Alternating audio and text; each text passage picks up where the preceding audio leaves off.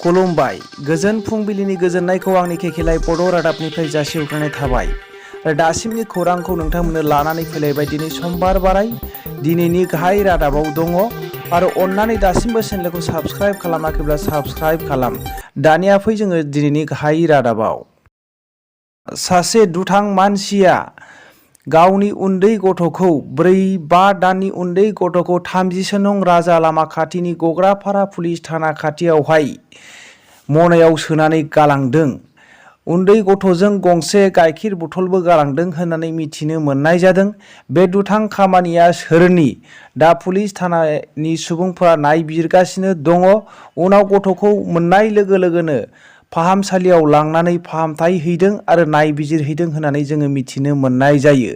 बेनिखायनो पुलिस थानानि सुबुंफोरा सोरबाफोर सिनाय मोनोब्ला खौरां लानो थाखाय बयखौबो गुरैयै खावलायहरदों। दिनैहाय हादोरगिरि द्रौपदी मुर्मुनि समायखिरा लानाया जागोन। बियो मोनसे गेदेरथार रेकर्ड खालामनो हानाया जोंनि भारत हादरनि मोनसे गोजोनथाव खौरां। आदिबासिनि गिबिसिन हादोरगिरि जानाय आरो ट्राइबेल सुबुंनिफ्राय गिबिसिन रेकर्ड खालामनो हानाय जादों आरो नैथि नाम्बाराव उदांस्रिनि उनाव जोनोम मोननाय सुबुङा गिबिसिन हादोरगिरि जानाय हिसाबै रेकर्ड खालामनानै लानो हानाय जादों आरो 3 नम्बरावहाय उन्दैसिन हादोरगिरि महरै दा बिथाङा रेकर्ड खालामनो हानाय जादों आरो 4 नम्बराव काउन्सिलनिफ्राय फैनाय मानसिया राजनितिकआव फैनानै गिबिसिन राष्ट्रपति जानाय बा हादोरगिरि जानायखौ मिथिनो मोननाय जादों आरो 5थियावहाय जोङो मोननो हादों उरिष्या हादोरनिफ्राय गिबिसिन हादोरगिरि जानाय। बे मोनबा पइन्टआव बिथाङा रेकर्ड खालामनो हानाय जादों। मोनसे जोबोद दुखुनांथाव खौरां एसटि आरो बर'फोरनि थाखाय। बेखौनो लानानै बर' थुनलाइ आफादनि आफादगिरि थरेन बर' बिथाङा बुंदों 17 जुलाइयावहाय थिरांथा लानाय बायदि दिनैहाय 25 जुलाइयावहाय गासैबो 6था जातिफोरनो थाखाय एसटि होनो थिरांथा लानाय जागोन होननानै बिथाङा बुंदों। बियो बर'फोरनि थाखाय जोबोद दुखुनांथाव आरो बर'फोरखौ नासयनाय होननानै बिथाङा बुंदों। आरोबाव मोनसे दुखुनांथाव बाथ्राया बेनो गासै जे भेन्सार स्कुलफोरखौहाय सरकारि खालामनाय जानाय नंला होननानै केबिनेटआव सावरायनानै लादों बिसोरो। बेखौ मावास्लायस्लाय बिथांमोना दिनै एसटि सुबुंफोरखौ अननाय गैयै बेबायदि खामानि मावनाया आसाम सोरखारनिया मोजां जायाखै होननानै थरेन बर' बिथाङा बुंदों।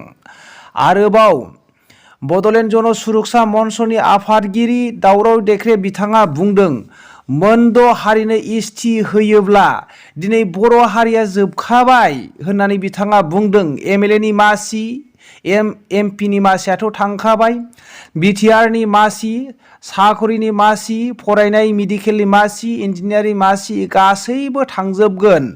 मानोना बर'फोरा बिसोरबायदि एडभान्स नङा होननानै बिथाङा बुंदों। दिनै बिसोरो एसटि मोननायनि क्राइटेरिया गैया होननानै बिथाङा बुंदों। मरानफ्राथ' दिनै एसामिसाव हाबखाबाय। टि गार्डेननि मानसिफ्राथ' गुबुन जाथिनिफ्राय लाबोखानाय। राजबंशीफ्राथ' जेबो सिनायथि गैया। बिसोरो बै जायगानिफ्राय फैनाय मिक्सार जातिसो। बिसोरो जेबो क्राइटेरिया गैया। बिसोरनो एसटि होयोब्ला जोबोद दुखुनांथाव बाथ्रा होननानै बड'लेण्ड जन सुरक्षानि मन्चनि आफादगिरि दावराव देख्रे बिथाङा बुंदों।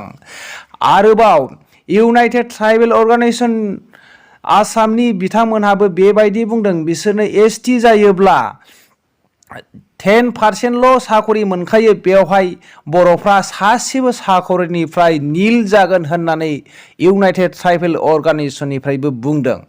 नाथाय बे बाथ्रानि सायावहाय प्रमद बर' बिटिआरनि सिएम प्रमद बर' बिथाङा बेबायदि खेंफोरथि होदों बिसोरनि बिनाया दानि बिनाय नङा, बिसोरो गोदो गोदायनिफ्रायनो बिगासिनो दङ। नाथाय सोरबा गोसो जाब्लानो एसटि मोनो आरो एसटिनिफ्राय थांनो हानाय गोहो गैया। बिनि थाखायनो बेवहाय साननो गोनां बाथ्रा गैया होननानै बिथाङा बुंदों। आसामनि सोलोंथाइ बिफाननि मन्थ्रि डक्टर रनिस पेगु बिथाङा बेबायदि फोसावदों गासै आसाम रायजोआवनो सानखान्थि आरो बिगियान आयदाखौ इंराजि रावै फरायजोबनांसिगोन होननानै बिथाङा फोसावनानै होदों। मानोना गासै आनजाद होनायफोरावहाय फुरा नाम्बार मोनजोबनो हाया। बिनि थाखायनो गोरलै जानायनि थाखाय गासैबो इंराजि आयदाजोंनो फरायनांसिगोन होननानै बिथाङा बुंदों।